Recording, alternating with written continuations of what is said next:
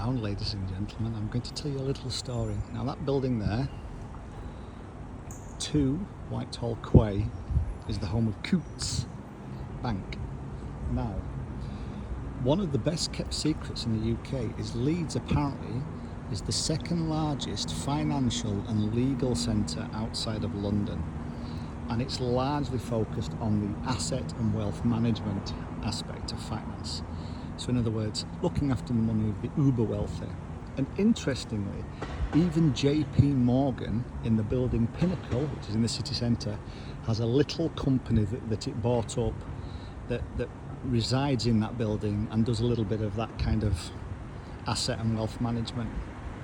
And one of the funny things I remember several years ago, I actually walked into there, I walked into Coutts because I had £50,000 and you know, as a scumbag, as an everyday scumbag who is closed out from the reality of the uber wealthy, I walked in there thinking that was a little bit of money, a nice sum, and I walked into Coutts and they very politely took me into a meeting room, sat me down with a gentleman in a suit, and I said, look, I've got £50,000, what do I do with it?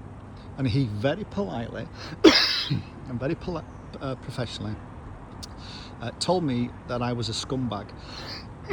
And the way he did that was, his opening sentence was, we only trade in 1 million and above. I think your best option is to look on the internet and do some research. And he very politely led me out the door. So there is a very big difference between a scumbag and the uber wealthy world, and they very seldom mix. Well, they don't mix, they never interact. But that's again maybe one of the reasons why Leeds is becoming the hub for West Yorkshire, because it has that base in the service economy, and that service economy is largely wealth management, asset management, finance and the legal system. So there you go. So if you ever want to have a laugh at yourself, walk in, if you've got a tiny bit of money, into one of these financial asset management companies and ask them what to do with your money, and see if they tell you that you're a scumbag like they did me.